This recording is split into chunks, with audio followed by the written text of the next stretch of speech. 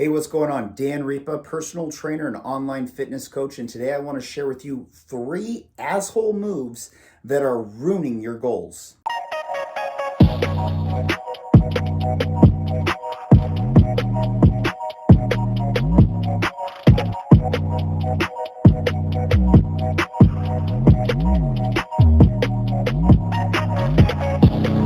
Asshole move number 1, under eating all week just to catch up with a binge on the weekend. Now, if your goal is to lose weight and reduce body fat, we know we want to create a caloric deficit.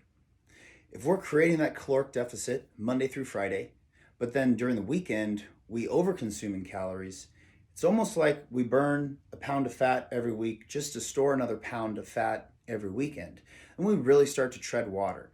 I mean, what an asshole. You go into a room, you clean everything up, and then someone comes in and makes a mess. Why throw a brick through the window every weekend? So what I tell people is we have to log those cheat meals, or at least get a really good estimation of how many calories we're over consuming when we binge like that on the weekends. The idea is if we're able to maintain our body weight, dieting Monday through Friday, but then binging on the weekend, if we were to spread that amount throughout the week and give the body the nutrition it needs the time it wants it, we can start to see changes. We can see muscles grow. We can see metabolism increase rather than decrease while we're dieting. And we can really start to make some progress and know where our metabolism is at without having a crazy weekend every weekend. Asshole move number 2, skipping breakfast. When you skip breakfast, you're skipping the most important meal of the day. I'm sure you know that, but you've justified it, right? You're too busy. You woke up late. You have better things to do. What better thing do you have to do than to give your body the nourishment it needs after not getting to eat for the past 6, 8, 10 hours? Breakfast is when we're literally breaking our fast. It is also the time where your body is just screaming out for nutrients. Even if you overate the night before, there are nutrients that are not available to you if you have skipped breakfast. You see, protein is one of those nutrients that we don't get to store extra of. If you've overconsumed protein, you either store that as fat, not protein, or it just gets flushed down the toilet.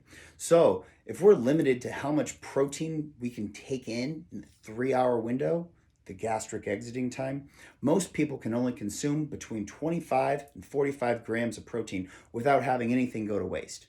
So we need to take advantage of each 3-hour window, starting with when you wake up, breakfast. Asshole move number 3. Man, this one really bugs me. Not consuming a good meal post-workout. Now, this is twofold. A lot of people will have a protein shake post-workout, and that's great.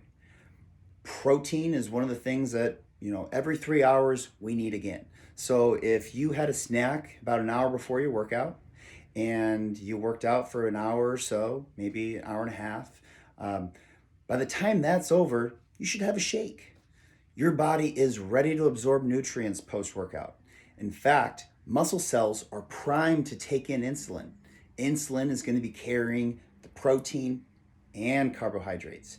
See, it's also important that we teach the muscles to store carbohydrates in the muscle rather than letting those sugars go by later in the day and just go towards fat storage. We want to create greedy muscles. So let's take advantage of that anabolic window. Don't skip this meal.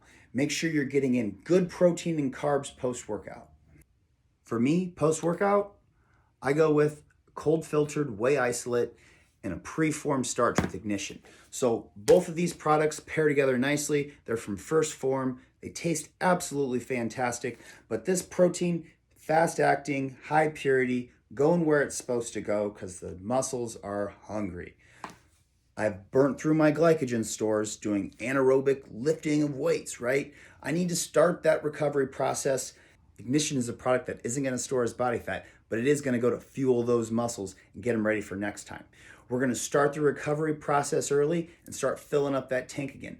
The other great thing about this, it does have a lot of extra stuff in there for hydration and muscle recovery as well. Now that post-workout shake is great, but it is not enough. And in fact, that anabolic window where our body is most responsive to taking in calories actually lasts about 2 to 3 hours post-workout.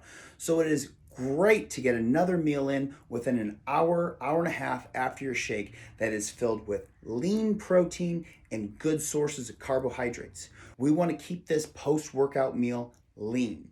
That means low to no fat. We want to shuttle in those nutrients, and then we can save those healthy fats for later in the day when we're not also consuming as many carbohydrates. So now that you know these 3 moves that are ruining your metabolism, undereating throughout the week, skipping breakfast, and not having a good post-workout meal, don't be an asshole.